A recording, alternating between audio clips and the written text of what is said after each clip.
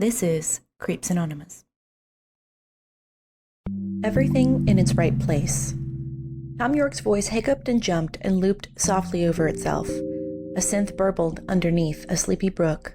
From this angle, the ceiling looked like a ribcage of an ancient, petrified creature. She stretched her neck once to the left, then to the right, to work out the kink in her neck. "What are you doing?" A pair of muddy Doc Martens approached her line of sight. She felt the corner of her bed dip as Sammy sat down, leaning to see what Olivia was doing. "I'm working this stabbing pain out of my neck," Olivia said, righting herself on the bed. Her world spun right side up, and she could see that Sammy's hair was now a shade of powder blue. "Right on, baby blue, that's a nice color." Sammy finished braiding a chunk of hair and looked at it. "It's a little lighter than what I was going for, but it's nice." Olivia clapped her on the back. "I promise no one will know but you." Sammy narrowed her eyes with mock fury, tossing her new braid over her shoulder. "But I know." She unlaced her boots and looked back. "You don't work today?" "No," Olivia yawned. "I worked too many hours last week and they don't want to pay me overtime, so they just gave me the day off." "Sounds like a good system they have going there," Sammy smirked. "Yeah, I'm going to use the day to try to get some stuff done." Olivia crossed herself for good measure, trying to will some motivation into her body like the Holy Spirit. "Good luck." Sammy crossed the room to her desk and thumbed her desktop on. "I have a date with Elaine." "I don't know what that means," Olivia shouted as she watched Sammy's computer fire up, laced from head to toe in rainbow LED strips like an intimidating, very pink time machine. Clearly a lot of summertime paper girl work had gone into this thing. She headed downstairs to the yellowed kitchen and ran into her mom, heart sinking. "Your father is supposedly in town? He took care of paperwork today and dropped some things off." The vein in her mother's right eyelid twitched with a barely restrained stress. "Has he reached out to you?" "He called, yeah," Olivia said, her body tensing. "He wanted to know what I'm doing for Thanksgiving." Her mother's face became pinched, shaking her head. No. We already have plans for Thanksgiving. He can't just roll in here and do whatever he wants like usual." "Okay, well, I'm going to be going to work for Thanksgiving because my boss needs extra bodies, so I'll be off at 7. You can work out the rest with Dad." "7? What do you mean 7? AM or PM?" her mother asked. "PM, Ma. I told you I have a later shift now," Olivia replied, almost feeling the heat coming off her mother. "Why didn't you say anything?"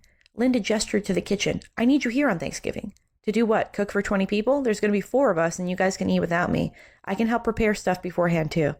"No, that's not going to work," Linda said, her voice growing strained. "You should have told me as soon as you knew your schedule had changed." "I just found out, Ma. Relax." "Like how you just found out your dad wanted you over for Thanksgiving? Everything on your own time? Just like your father," she snapped. "Okay, that's enough of that for today." Olivia turned on her heel and made for the kitchen door. "You have no empathy for me, ever.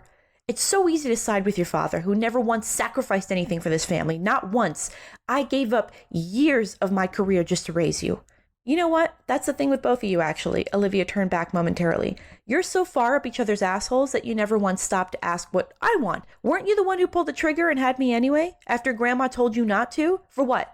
So I could watch you and Dad be absolute pieces of crap to each other? Grow up." "You have no respect," Linda began to roar. "I'm done," Olivia roared back in the tiny kitchen. "I'm done with you and Dad's bullshit, and being your unqualified therapist. You have me going to therapy for mine and your bullshit. Handle some of this if you think you know what the fuck is going on." "Hey, what is going on in here?" Diana walked into the kitchen, dropping off her keys and jacket onto the table. "I was just leaving." Olivia took a pull of breath through her grit teeth, moving past her mother. "That is what you're good at, of course." Linda shook her head. "You don't even want to stick around and get better for your family." Olivia paused at the kitchen door, giving her mother a long look.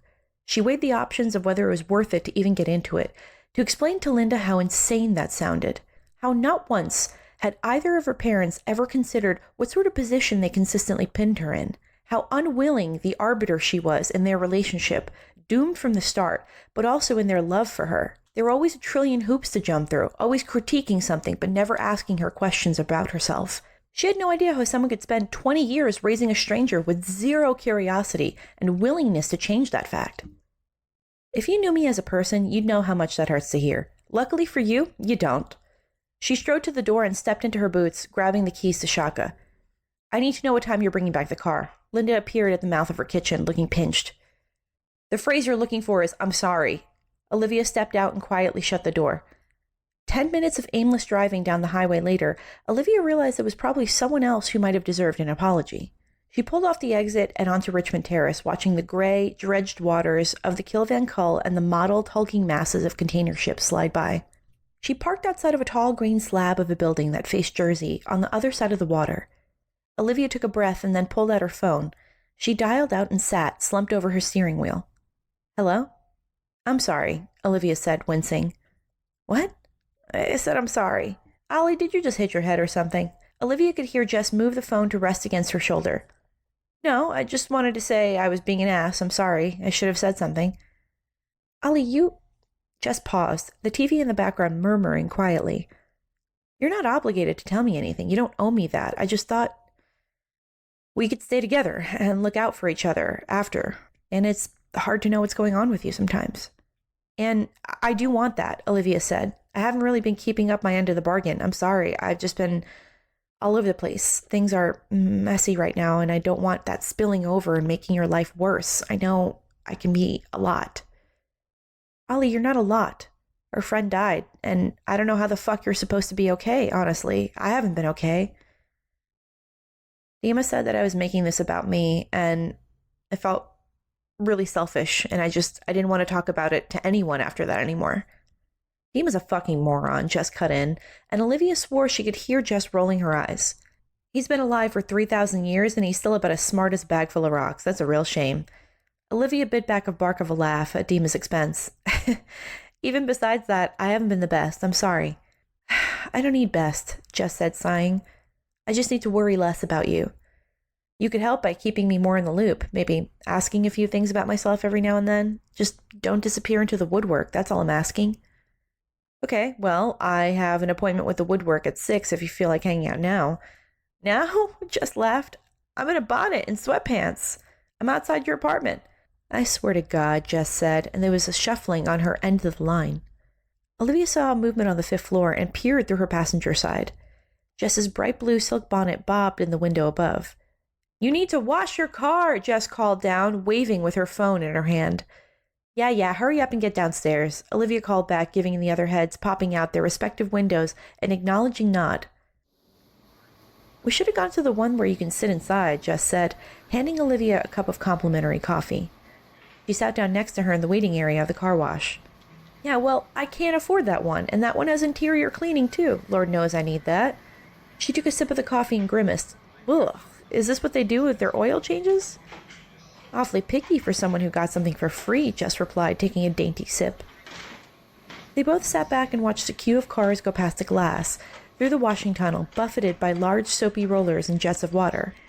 You know, as a kid, I used to be scared of car washes, but honestly, I'd love to go through a person-sized one, Olivia said, after a moment of admiring the suds washing down the car, leaving it polished and new-looking. Yeah, like a spa, but you're standing up and you go through an assembly line of skincare, just jettisoned at your face. Jess sighed dreamily. I would pay any amount of money to have that happen to me. Somewhere, somehow, a Kardashian is likely paying to have that done right now. Olivia blew on the piping hot motor oil in her cup. Which one? Jess snorted. Frodo. It's definitely Frodo, Olivia said. She looked over Jess's shoulder and saw a few puzzled looks from the other people waiting turn their way. After a moment, she leaned in. Hey, so I know this is a weird thing to bring up now, but I know you told me to tell you more things, so... Oh my God, are you pregnant? Jess said, suddenly a little too loud. No, Jesus, Olivia grumbled. Don't you put that juju on me. What is it? Don't leave me hanging. Okay, well, it's really weird and potentially a little sad, so I'm asking you not to judge me here. Okay, Jess said, and Olivia could already start to see the concern growing on her face. I mean it, Olivia said. Okay, I'm ready now. Jess rearranged her face into a neutral expression. I haven't really been in a great place lately, and I was just trying to get through some thoughts and how I felt about the stuff, but it was messy and hard to share, so I didn't really know where to put all of that. So, I sent messages to Max, knowing that nobody would ever really see any of it. I mean, that's pretty normal, Jess said, face softening. People write letters they don't send all the time. I hear it helps process. Well, therein lies the problem. What do you mean? Jess asked. Usually people don't send them, or at the very least, nobody sees them. And the story differs how exactly here, Jess said, concern creeping back into her face.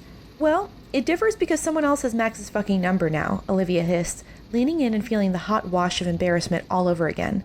And someone else got all of those messages. "Oh my God," Jess said, leaning in her chair as it washed over her. Then she leaned in again. "Oh my God." "Yeah, it's not great," Olivia squirmed. "So how did you find out? Did some creep text you back, like ASL or something?" "Well, that's the weird thing. This went on for like a while and I didn't receive anything, so I didn't think much of it besides, having this place to vent. But I got a phone call the other day." "A phone call?" "Yeah, from the person who has the number now. It's just some dude," Olivia said. "Oh," Jess said, body relaxing. "Nothing creepy, you're absolutely sure?" Olivia laughed. "Okay, I was thinking that too. He's a stranger. He's been receiving these deeply personal messages, also from a stranger. Who knows what's going on through this person's mind? Except he just kind of called to see if I was okay. And then he hung up." "He what?" "He just hung up after cracking a joke or two. I think he was trying to cheer me up." Jess sat there, eyes glazed over in an expression that made it clear what Olivia had just said made zero sense. "You're fucking with me." Olivia shook her head. "Nope. Guy pretty much calls me to see if I was okay, said something nice, and then peaced out. He didn't ask my name, who I was, or to meet up. He was just kind of nice."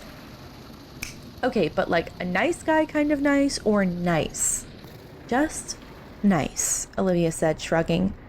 "I don't sense that there was a master plan there, just an act of kindness." "And then what?" Jess asked. "He just kind of went away after that, and I maybe texted him again because I was feeling crummy." "A stranger?" Jess asked. "Didn't I ask us to keep a no judgment zone?" Olivia motioned around them in a bubble. I'm sorry, keep going," Jess said, now fully invested. "I texted him again, and he responded. I didn't think that he would, or that, he'd block the number or something, but he just rolled with it." "What did you guys talk about?" "Movies," Olivia said, shrugging. "Oh my God, Olivia," Jess groaned, grabbing her arm. "If you want to flirt with creepy strangers, you can get an app for that. Please don't get snatched." "Well, I think it's kind of clear at this point that we're both creeps, but like sad creeps and not the scary kind. He said his favorite comfort movie is Fox and the Hound." "Oh my God, is he depressed?" Jess asked. "We're both depressed." "So, is he cute?" Jess made a gesture with her hands like she was trying to fold all of this information together. "I have no idea," Olivia shrugged. "You haven't exchanged photos? Social media?" "No, I haven't really thought to do that, or ask, I guess," Olivia said, suddenly finding a new, unfurling anxiety gnawing away at her. Maybe she should have asked far more questions about the stranger on the other side of Max's old number. It hadn't mattered to know much about him until it started to feel real, and this strange emotional experiment was definitely starting to feel real now. This person wasn't just a figment of her imagination, they were a person on the other side of a phone that she hardly knew anything about. "Well, maybe that's for the best," Jess said, shrugging. "If he gets weird, he won't know what you look like or where to track you down." "Or if I get weird," Olivia joked. "More likely," Jess snorted. The red light in the washing tunnel turned green, and the automated track pulled another car into the washing line. Shaka rolled into view, and the girls cheered, their arms going up. "There she is," Olivia said with pride, watching the salt and winter muck melding off the wooden panels of the old station wagon. It felt like a small portion of her soul being polished up to shine. "What a beauty," Jess agreed, and they admired her together. Hey guys, it's Gabby, creator of Creeps Anonymous. If you like the work that we do at the podcast, remember to rate, comment wherever possible, and share with your friends and loved ones that you think might like the show. If you're feeling extra generous or you want to listen to the episodes 2 days early, make sure to head on over to patreon.com/yangyankee to help support the show. As always, thank you for being here and thank you for listening. Till next time.